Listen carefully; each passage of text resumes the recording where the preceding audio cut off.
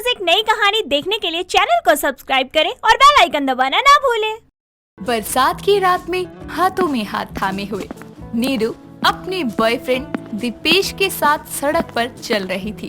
तभी दीपेश बोलता है, बेबी और कितना भीगोगी, चलो अब कहीं साइड में खड़े हो जाते हैं, नहीं तो बीमार हो जाओगी। नहीं नहीं, अभी नहीं, मुझे और भीगना है और जब तक तुम मेरे साथ हो मुझे कुछ नहीं होगा। अच्छा जी, बहुत आशिकी सूझ रही है।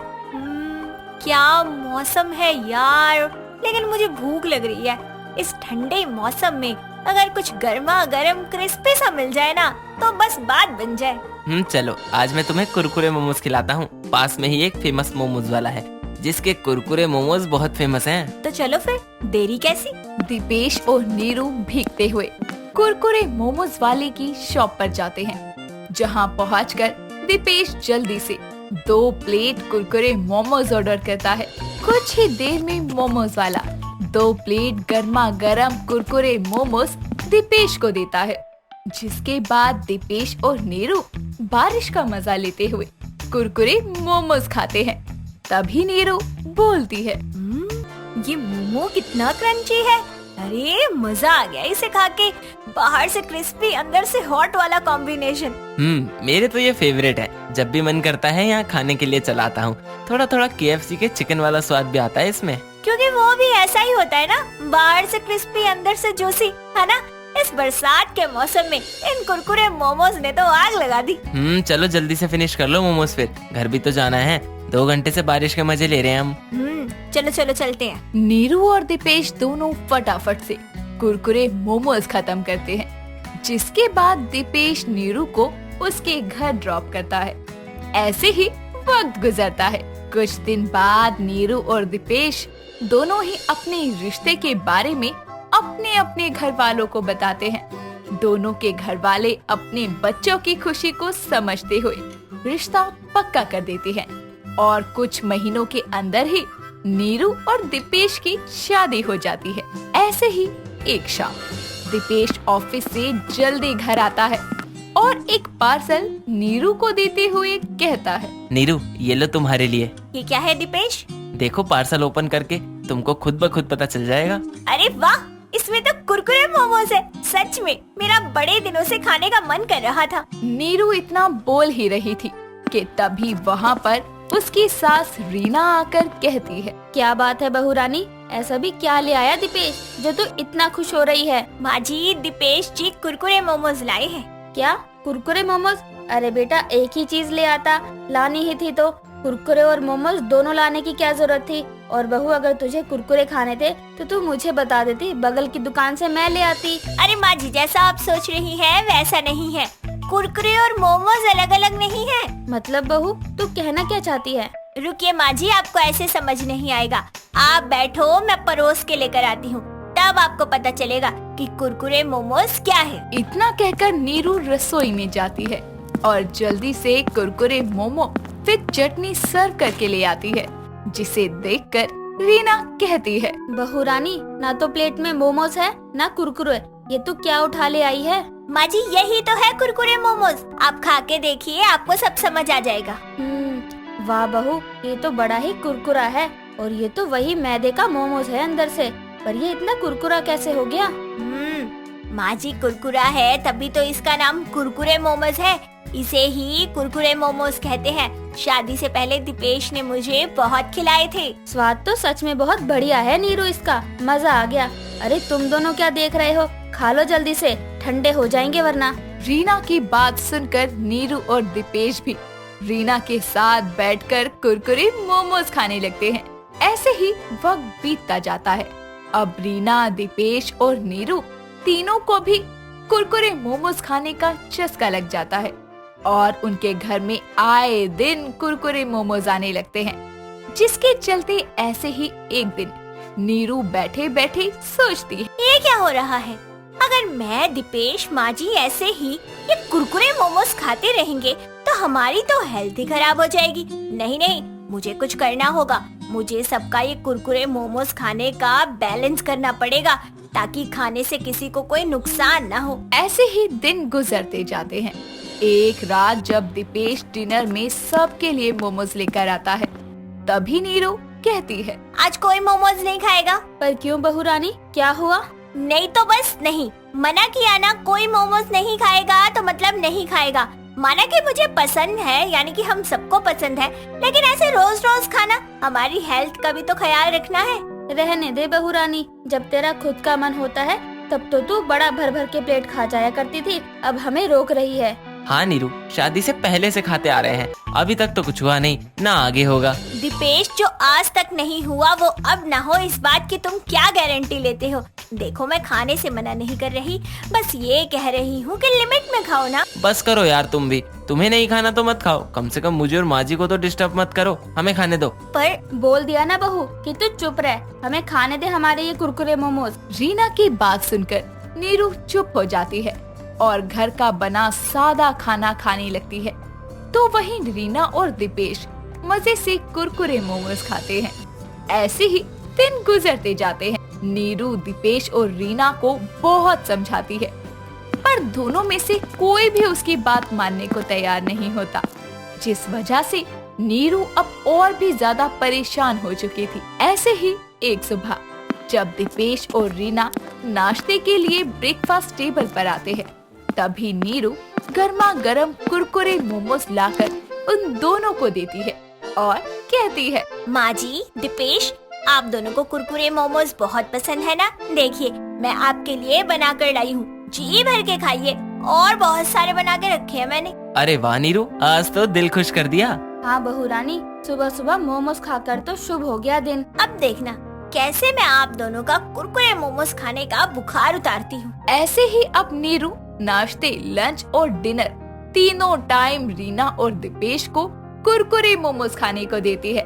एक दो दिन तो दोनों माँ बेटे खुशी खुशी कुरकुरे मोमोज खाते हैं, पर धीरे धीरे उनका मन भरने लगता है और वो दुखी होकर नीरू से कहते हैं, बहू रानी मुझे माफ कर दे बेटा, मुझे समझ में आ गया है कि एक ही चीज को कोई भी बार बार हर बार नहीं खा सकता। अब हमें और कुरकुरे मोमोज नहीं खाने, घर का बना सादा खाना ही खा लेंगे। हाँ नीरू, मुझे अब ये क्रिस्पी मोमोज एकदम रबड़ बैंड जैसे लग रहे हैं, प्लीज दाल चावल बना दो। माँ जी, दीपेश, मैंने कहा था ना कि लिमिट में खाइए। देखिए, खाती मैं भी हूँ, पर उतना जितना स्वाद के लिए जरूरी है और सेहत को भी नुकसान न दे। पर आप लोग तो मेरी बात ही नहीं सुन रहे थे। सुबह शाम बस कुरकुरे मोमोज चाहिए। आप खाओ, पर हिसाब से खाओ, बस यही कहना था मुझे। उम्मीद है कि आपको मेरी बात समझ आ गई होगी। अभी आप बैठिए, मैं आपके लिए दाल चावल बनाकर लाती हूँ। इतना कहकर नीरू रसोई में जाती है और जल्दी से सबके लिए दाल चावल बनाकर ले आती है, जिसके बाद सब मिलकर मजे से दाल चावल खाते हैं और कुरकुरे मोमोज को टाटा बाय बाय कह देते हैं। काशिका को अपने लंबे, घने और चमकदार बालों पर बहुत नाज था। वो जहाँ भी जाती सब उसके लंबे बालों को देखकर उसकी बहुत तारीफ किया करते। एक दिन वो और उसकी फ्रेंड कॉलेज के ग्राउंड में बैठकर बातें कर रही होती हैं। तभी हिना उससे बोलती है, यार काशिका, तेरे इतने लंबे और घने बालों का राज क्या है? मुझे भी बताना यार। अरे, हर किसी के बस की बात थोड़ी ना है बालों को यूँ संवार के रखना। मैं तो इनका बहुत ख्याल रखती हूँ और कुछ भी नहीं। यार फिर भी कुछ तो बता, जिससे मेरे बाल भी बिल्कुल तेरे बालों जैसे शाइन करने लगे। एक काम कर यार, तू ना गंजी हो जा। इतने बड़े सर पर चिंदी से बाल लेके घूम रही है। काशिका को अपने ऊपर हंसता देखकर हिना को बहुत गुस्सा आता है, पर वो उसे चाहकर भी कुछ नहीं बोल पाती। जिसके बाद दोनों अपने अपने घर चली जाती हैं। काशिका अपने घर आती है तो वहाँ उसकी माँ विनीता उसकी सहेली जानकी से बातें कर रही होती है। तभी उसकी नजर काशिका के लंबे और घने बालों पर जाती है, जिसे देखकर वो विनीता से बोलती है, हाय दैया, विनीता, तेरी कशिका के बाल तो दिन पर दिन डायन की तरह लंबे होते जा रहे हैं। थू थू थू, हाय, तू तो मेरी बेटी के बालों को नजर ही लगा देगी। चल अब अपने घर को निकल, कितनी देर हो गई है तुझे गप्पे लड़ाते हुए। जानकी वहाँ से चली जाती है। अगले दिन काशिका तैयार होकर कॉलेज के लिए निकलने वाली होती है। तभी उसकी माँ आकर बोलती है, अरे सुन, सर पर पल्लू कर कर जा, आस पड़ोस की लुगाइयों की नजर तो तेरे बालों पर ही रहती है। अपनी माँ के कहने पर काशिका सर पर पल्लू रखकर कॉलेज जाती है। उसे ऐसे देखते ही हिना बोलती है, अरे बहन जी, कहीं आप मंदिर जाने की जगह कॉलेज तो नहीं आ गई? वो मंदिर आगे से 2 गली छोड़कर आता है। अब तू भी खिल्ली उड़ा ले मेरी। काशिका बोल ही रही होती है कि तभी हिना अपने बैग से एक शैम्पू की बोतल निकालकर काशिका को देते हुए बोलती है, काशिका ये ले, इस शैम्पू को यूज करने से तेरे बाल बिल्कुल सिल्की हो जाएंगे। या तेरे बाल लंबे घने तो हैं, पर साथ ही बहुत रफ भी हैं। ये शैम्पू मुझे मेरी लंदन वाली मौसी ने दिया है, तो मैंने सोचा तुझे भी दे दूं। अरे वही मौसी ना, जिनके बाल बहुत स्मूथ और शाइनी है। फिर तो मैं इसे जरूर यूज करूंगी। हाँ हाँ, क्यों नहीं, बिल्कुल यूज करना, तभी तो जो मैं चाहती हूँ वो होगा। इसे लगाने के कुछ दिन तक तो तेरे बाल बहुत सिल्की होंगे, लेकिन इसमें मिले केमिकल से तेरे ये सर का हरा भरा खेत बंजर ना हो जाए तो कहना। शाम को घर आने के बाद काशिका हिना के दिए हुए शैम्पू से अपने बालों को धोती है, जिसके बाद वो अपने बालों को कंघी करते हुए बोलती है, वाह यार, हिना के दिए हुए शैम्पू ने तो मेरे बालों की काया ही पलट दी। एकदम गजब के लग रहे हैं। अभी माँ को बताती हूँ। वो अपनी माँ के पास जाती है और उसे अपने बालों के बारे में बताती है, जिस पर उसकी माँ विनीता बोलती है, अरे पागल, कितनी बार कहा है तुझे, कुछ भी ऐसा वैसा मत लगाया कर बालों में। ऐसे ही काशिका अपने बालों को रोज उसी शैम्पू से धोया करती। कुछ दिन तक तो उसके बाल बहुत ही सिल्की और शाइनी रहे, पर कुछ दिन बाद काशिका के बाल अचानक टूटने लगे।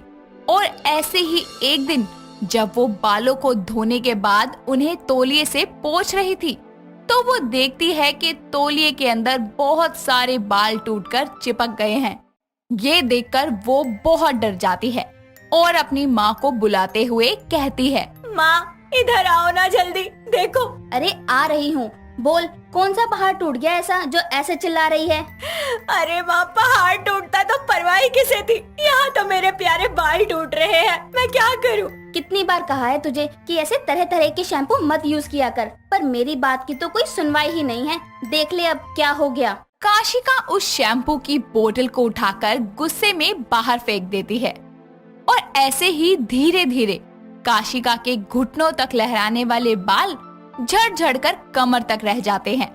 अपनी बेटी के बालों को झड़ता देखकर एक दिन विनीता काशिका को बोलती है, सुन, कल तुझे देखने लड़के वाले आ रहे हैं, तो अच्छे से तैयार हो जाइयो, क्योंकि जिस तरह से तेरे बाल झड़ रहे हैं ना, मुझे तो बस यही चाहिए कि गंजी होने से पहले तेरी शादी हो जाए। अगले दिन अर्नब नाम का एक लड़का अपनी माँ के साथ उनके घर आता है और काशिका उनके लिए चाय नाश्ता लेकर आती है। उसे देखकर लड़के की माँ संध्या बोलती है, अरे वाह बहन जी, आपकी बेटी के बाल तो बहुत ही ज्यादा चमक रहे हैं और लंबे भी हैं। अरे क्या बताऊं बहन जी, इसके बाल तो घुटनों तक लहराते थे, वो तो मैंने ही छोटे करवा दिए, क्योंकि गर्मी में इतने लंबे और मोटे बाल संभलते नहीं है ना। अर्नब और काशिका एक दूसरे को पसंद कर लेते हैं और पूरे रीति रिवाज के साथ में दोनों की शादी हो जाती है। ससुराल में काशिका अपने पूरे ससुराल को अच्छे से संभाल लेती है, लेकिन काशिका अपने बालों के झड़ने से बहुत ही परेशान थी। उसके झड़ते हुए बाल कभी किचन, कभी बाथरूम, तो कभी ड्रेसिंग टेबल पर भी पड़े मिलते। इसी के साथ साथ उसे तो अपने कपड़ों में भी आजकल वही बाल नजर आने लगे, जिससे उसकी सास और पति भी बहुत तंग हो चुके थे। ऐसे ही एक दिन वो तीनों बैठकर नाश्ता कर रहे होते हैं, तभी उसकी सास को खाने में बाल दिखाई देता है, जिसे देखकर वो काशिका से बोलती है, आए हाय बहू, एक तो तेरे सिर में 2 ही बाल बचे हैं, ऊपर से एक तूने मेरे खाने में ही डाल दिया। अरे काशिका, तुम अपने झड़ते बालों के लिए कुछ करती क्यों नहीं? मेरे लंबे घने काले बालों को पता नहीं किसकी नजर लग गई। अर्नब जी, ये तो झड़ते ही जा रहे हैं बस। अरे ऐसा ही रहा तो तुम्हारे सर पर ये जो 2-4 फसल बची है ना, वो भी साफ हो जाएगी। मतलब? अरे दिमाग से पैदल औरत, तू गंजी हो जाएगी, समझी? मैं तुझे कुछ घरेलू नुस्खे बताती हूँ, तू उन्हें इस्तेमाल करियो, फिर देखियो तेरे बाल झड़ना कैसे बंद हो जाते हैं। इतना कहकर संध्या उसके बालों में प्याज का रस लगा देती है और कुछ देर बाद वो अपने बाल धो लेती है। लेकिन प्याज की स्मेल फिर भी नहीं जाती। रात को सब खाना खाकर सो जाते हैं। तभी अर्नब को एक अजीब सी स्मेल आती है और वो उठकर बोलता है, अरे कमरे में कोई चूहा मर गया है क्या? इतनी स्मेल क्यों आ रही है? छी, ये स्मेल तो तुम्हारे बालों से आ रही है। मुझे बर्दाश्त नहीं होगा ये। मैं जा रहा हूँ बाहर सोने। ऐसे ही काशिका की सास उसे कभी मुल्तानी मिट्टी से बाल धोने को कहती तो कभी प्याज का रस लगाने को। ऐसे ही वो काशिका के बालों पर सारे घरेलू नुस्खे आजमा लेती है, लेकिन फिर भी उसके बालों का झड़ना बंद नहीं होता, बल्कि इन सब से तो उसके बाल और टूटने लगते हैं। अपने बालों के झड़ने से परेशान होकर काशिका अपने कमरे में एक कोने में बैठकर रोने लगती है। तभी उसकी सास उसके पास आकर कहती है, तू तैयार हो जा, अर्नब ने हमें उसके ऑफिस के पास आने को कहा है। वो दोनों तैयार होकर अर्नब के ऑफिस पहुंचती हैं।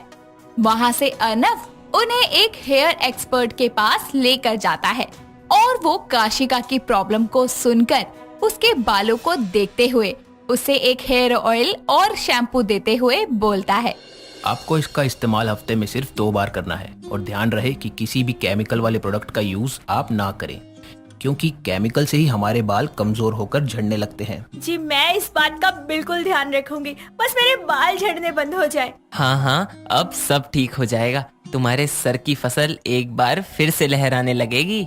तो क्या मेरी बहू के बाल कभी नहीं झड़ेंगे? जिसके बाद वो तीनों घर आते हैं और काशिका वैसे ही उस ऑयल और शैम्पू का इस्तेमाल करती है जैसे उसे बताया गया था।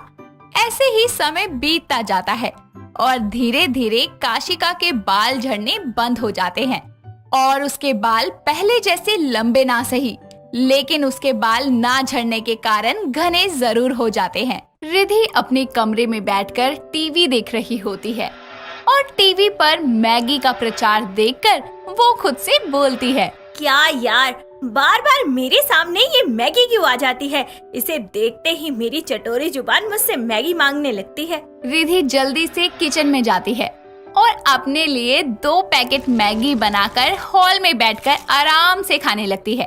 उसको मैगी खाता देखकर उसकी सास सीता उसके पास आती है और उससे बोलती है, अरे जितना घर में राशन नहीं आता उससे ज्यादा तो मैगी आ जाती है, जिसे तू महीना खत्म होने से पहले ही खा जाती है। क्यों माँ जी, आप तो खामखाही इतना झूठ बोले जा रही हैं। आपके कहने का क्या मतलब है कि इस घर में मैं अकेले ही मैगी खाती हूँ?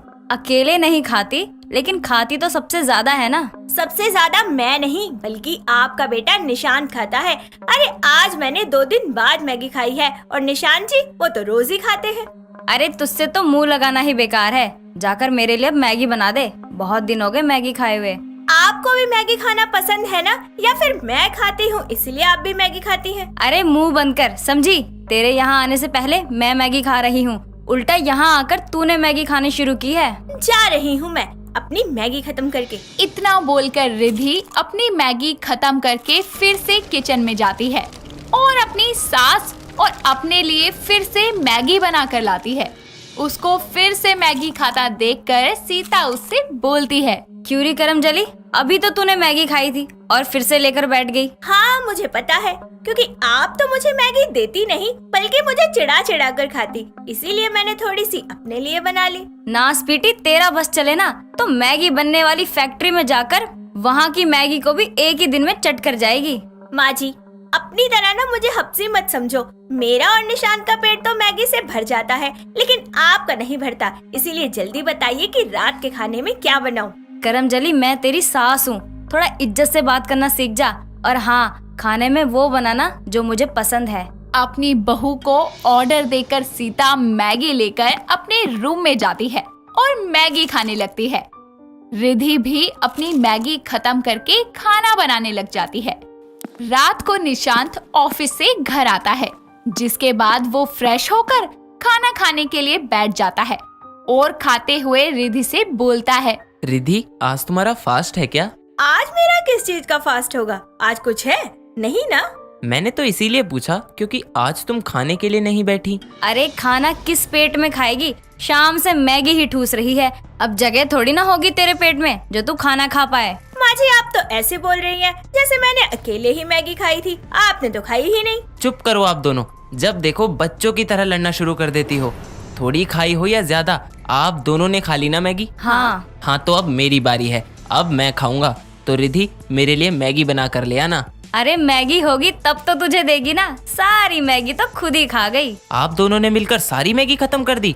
मुझे कुछ नहीं पता, मुझे भी मैगी खानी है, मतलब खानी है। इतना बोलकर निशांत बच्चों की तरह गुस्सा हो जाता है और अपने रूम में जाकर सो जाता है। अगले दिन फिर निशांत बिना कुछ खाए ही गुस्से में ऑफिस चला जाता है। उसकी ये नाराजगी देखकर सीता और रिधि मार्केट जाकर मैगी लेकर आती है। रिधि निशांत को मनाने के लिए YouTube पर मम्मा टीवी देखकर मैगी वाली बहू देखती है, जिसमें वो देखती है कि परी अपने ससुराल वालों के लिए भी कभी मैगी के पकोड़े तो कभी मैगी का पिज्जा बनाया करती। ये सब देखकर रिधि खुद से बोलती है, मैगी की इतनी सारी डिश बनती है, मुझे तो पता ही नहीं था। एक काम करती हूँ, आज मैं भी परी की तरह निशांत जी के लिए मैगी के पकौड़े और पिज्जा बना देती हूँ, इससे वो भी खुश और मैं डबल खुश। रिधि जल्दी से किचन में जाकर मैगी के पकोड़े और पिज्जा की रेसिपी देखकर सबके लिए डिनर में मैगी के पकोड़े और पिज्जा बनाकर लाती है, जिसे खाते ही सीता रिधि से बोलती है, क्या बात है, आज के पकोड़े और पिज्जा में तो कुछ अलग ही स्वाद है, ऐसा क्या डाल दिया तूने? मुझे मनाने के लिए इतना सब कुछ बना लिया तुमने, पर तुमसे मैगी नहीं बनाई गई। अरे निशांत जी नाराज क्यों होते हो? आज तो मैंने पूरा डिनर मैगी का बनाया है। ये देखो, Maggi pakora, Maggi pizza, Maggi समोसे। क्या ये सब मैगी से बने हैं? तभी मैं कहूँ खाने का स्वाद इतना लाजवाब क्यों लग रहा है? निशांत जी आप मुझसे अब भी गुस्सा है? अरे गुस्सा हो तुमसे तुम्हारे दुश्मन, मैं तो तुम्हारा पति हूँ। आ जाओ सब साथ में खाते हैं। सब साथ में खाना खाकर अपने अपने रूम में सोने के लिए चले जाते हैं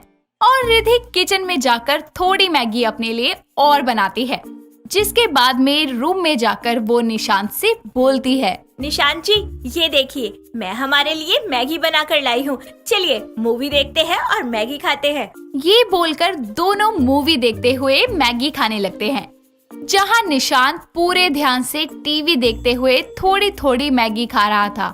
तो वहीं रिधि निशांत को देख देखकर सारी मैगी खा जाती है। मैगी खत्म होने के बाद निशांत रिधि से बोलता है, रिधि ये क्या है, तुमने सारी मैगी खत्म कर दी? आप ऐसे कैसे बोल सकते हैं कि सारी मैगी मैंने ही खा ली? अरे हम दोनों खा रहे थे ना, अगर खत्म हुई है तो हम दोनों ने बराबर की खाई है। पर मेरा पूरा फोकस टीवी पर था और मैं थोड़ा थोड़ा खा रहा था। हम दोनों शेयर करके खा रहे थे ना, फिर तुमने मौका देखकर सारा क्यों फिनिश किया? मैंने भी शेयर किया था, तो प्लीज मुझे घूरो मत। गुड नाइट, मैं सोने जा रही हूँ। निशांत के गुस्से से बचने के लिए रिधि बात घुमाकर सो जाती है और अगले दिन निशांत के लंच बॉक्स में मैगी पैक करके दे देती है और खुद घर का सारा काम खत्म करके फोन में व्लॉग देखने लगती है, जिसमें वो देखती है कि एक लड़की 30 सेकंड का टाइमर लगाकर स्पाइसी मैगी खत्म करती है। ये देखकर रिधि भी किचन में जाकर मैगी बनाती है और उसमें हर तरह के चिल्ली सॉस डालकर 30 सेकंड का टाइमर लगा लेती है और अपनी सास को बुलाकर उससे बोलती है, ये देखिए माँ जी, एक्स्ट्रा स्पाइसी मैगी, बस आप देखते जाना कैसे मैं 30 सेकंड के अंदर इसे पूरा खत्म करती हूँ। बहू रानी, फेंकना उतना ही चाहिए जितना कि सामने वाला लपेट सके। इतनी सारी मैगी, वो भी एक्स्ट्रा स्पाइसी, तू 30 सेकंड तो क्या 30 मिनट में भी नहीं खा पाएगी।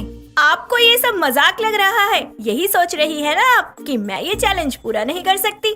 तू ना किसी भी हाल में नहीं कर सकती, इसीलिए अपनी पागलपंती बंद कर और मुझे जाने दे यहाँ से। नहीं माँ जी, अब तो आप 30 सेकंड के बाद जाएंगी, जब मैं ये प्लेट खाली कर दूंगी। रिधि जबरदस्ती अपनी सास को रोककर उसके सामने 30 सेकंड के अंदर सारी मैगी खत्म कर देती है।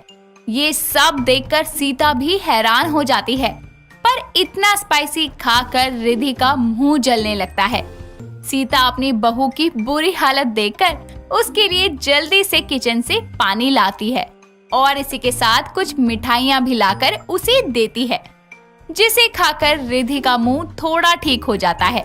और वो सीता से बोलती है, मेरी सिंपल मैगी ही अच्छी है, मुझे नहीं खानी ये एक्स्ट्रा स्पाइसी मैगी और ना ही किसी दिखावे के लिए टाइप्स ऑफ मैगी खानी है। हाँ हाँ, चलो लेट ही सही, पर तुझे अक्ल तो आई। स्पाइसी मैगी खाने के बाद रिद्धि की आंखें और दिमाग दोनों खुल जाते हैं, जिसके बाद वो मैगी के साथ एक्सपेरिमेंट करना बंद कर देती है और पहले की तरह अपनी सास और पति से लड़ते झगड़ते सिंपल मैगी खाने लगती है।